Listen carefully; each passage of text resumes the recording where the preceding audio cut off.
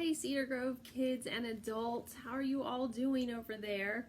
I know my kids are pretty tired of the rain and this weather that's keeping them from going outside and riding their bikes and everything like that.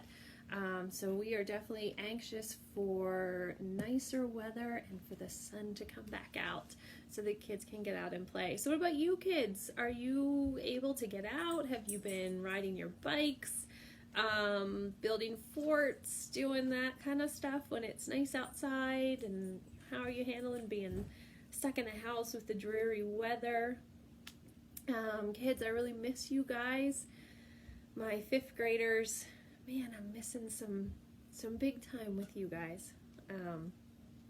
So it is my hope that we are together again in the blink of an eye, however long that blink takes. But know that I am thinking about you, and I'm praying for you, and I am missing you guys.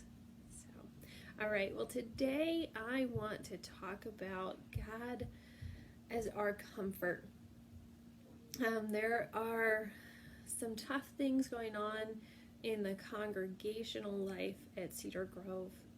We have people who are nearing the end of their life, and their family is taking care of them. We have members of our congregation who are sick in a variety of ways, and this was sickness that is new, or it's sickness that has been around, and we are just at a place where there's a lot of needs in our congregation. God is our comfort in these tough times. And I just want to look at a couple verses or a couple areas in the Bible where it talks about God as our comfort. It's in there a lot, so I'm just going to focus on a few of the different areas. So first of all, we're going to go to Judges.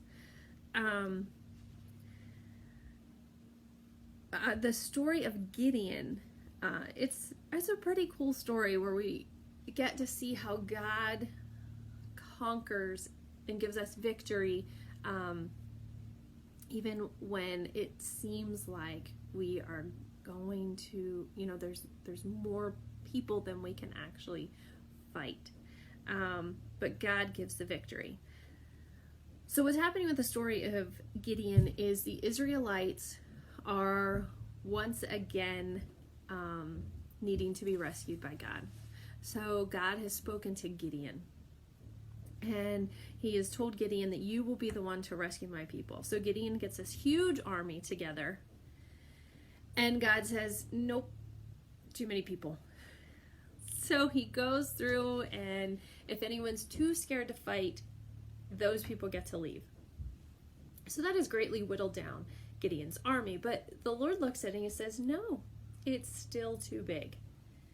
So there is another way that God goes through and he whittles down Gideon's army, and it is now down to 300 people against all of these Midianites, and there are a lot of them.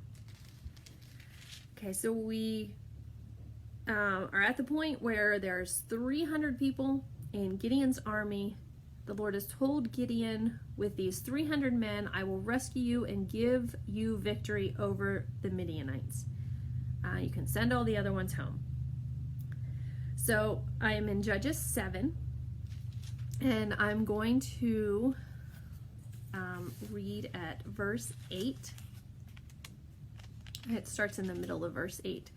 So the Midianite camp was in the valley just below Gideon. That night the Lord said, get up, go down into the Midianite camp, for I have given you victory over them. But if you are afraid to attack, go down to the camp with your servant Pariah. Listen to what the Midianites are saying, and you will be greatly encouraged. Then you will be eager to attack. So Gideon goes down into the Midianite camp, and one of the soldiers is talking about a dream he has had. I'm down at 13. I had this dream, and in my dream a loaf of barley bread came tumbling down into the Midianite camp. It hit a tent, turned it over, and knocked it flat. His companion answered, your dream can mean only one thing. God has given Gideon son of Joash the Israelite, victory over Midian and all its allies. When Gideon heard the dream and its interpretation, he bowed in worship before the Lord. Then he returned to the camp and shouted, "Get up, for the Lord has given you victory over the Midianite hordes."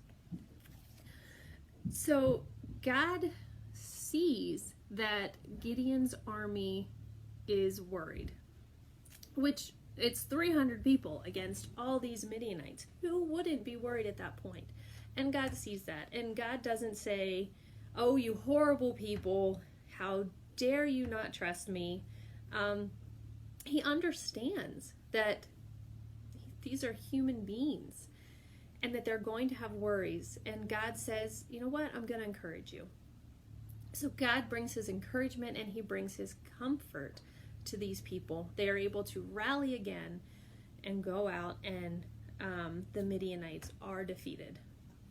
Now, God has a huge role to play in the fact that they are defeated. It's not just Gideon and his 300 people that do it. The victory belongs to the Lord. The victory always belongs to the Lord. But I was just really struck, and I even wrote in my Bible, God understands we are afraid and looks to relieve those fears.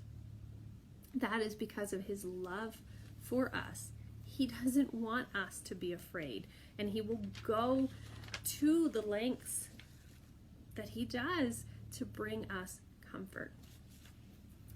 And the next place I'm going to go to is in John.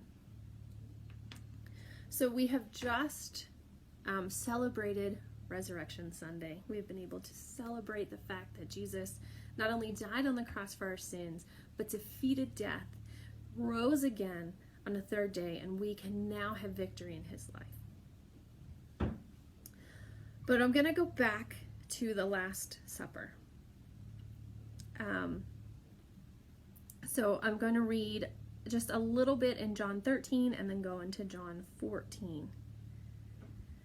So John 13:21. Now Jesus was deeply troubled, and he exclaimed, "I tell you the truth, one of you will betray me." So Jesus right now is deeply troubled.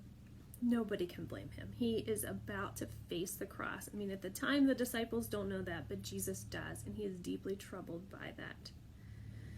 But even as he is deeply troubled, this is where I'm going to go over to John 14. This is what Jesus tells his disciples. Don't let your hearts be troubled. Trust in God and trust also in me. There is more than enough room in my Father's house. If this were not so, would I have told you that I'm going to prepare a place for you? When everything is ready, I will come and get you so that you will always be with me where I am, and you know the way to where I am going. That's comfort. Jesus is comforting his disciples before they even realize that they need comforted. That is the God that we serve. A God who looks to comfort us. A God who wants us to feel safe and secure in his wings. The last verse that I'm going to look at is Psalm 94:19. When doubts filled my mind, your comfort gave me renewed hope and cheer. Write that verse down. Begin to memorize it. Kids and adults alike, begin to memorize this verse. It's Psalm 94:19. When doubts filled my mind, your comfort gave me renewed hope and cheer.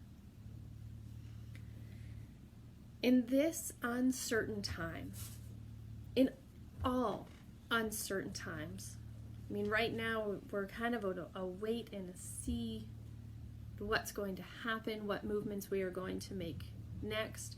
The church is kind of in that mindset. We as a people are in that mindset. We don't know what's going to happen. We don't know what's next. Then there are people in our congregation that are facing illnesses, facing death, facing who knows what else, economic uncertainty. I mean, there are people in our congregation that are currently not working and their bills are piled up, and there's a concern. And it's okay to be worried about that kind of stuff. Take it to God. Allow Him to give you His comfort. Read the Bible. You know, just like Jesus was already setting up for his followers to be comforted before they even knew that they needed His comfort. That's what the Bible is. God knew that we were going to need His comfort, and so the Bible was written. Go to that. Seek His comfort. Give everything over in prayer. Give Him your worries. Give Him your concerns, whether it be illnesses, whether it be the bills. These are all very real things that we are facing, and God knows it. God understands it. You know, Jesus was troubled, so He understands that feeling of being troubled, and He wants to comfort you in those times. So please, run to God and allow Him to give you the comfort that you are seeking. We're not facing these things alone. None of them. We don't face anything alone. Gideon did not face the Midianites alone. The disciples did not face their future alone. And we don't face any of the things that we are facing alone. Church body, I am praying for you. I care about you. Please reach out if you have a prayer request.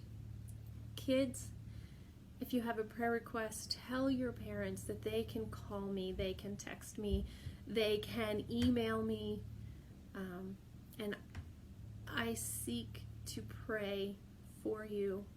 And if you would like to set up something online or through text messaging or Facebook or anything for me to pray with you, please let me know. And I will do that, and I will pray with you, kids and adults alike. Your church is here for you at all times, because church is not a building, and it is the people here who love and care for you.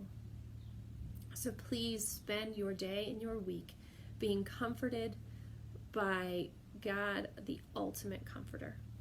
I will talk to you later.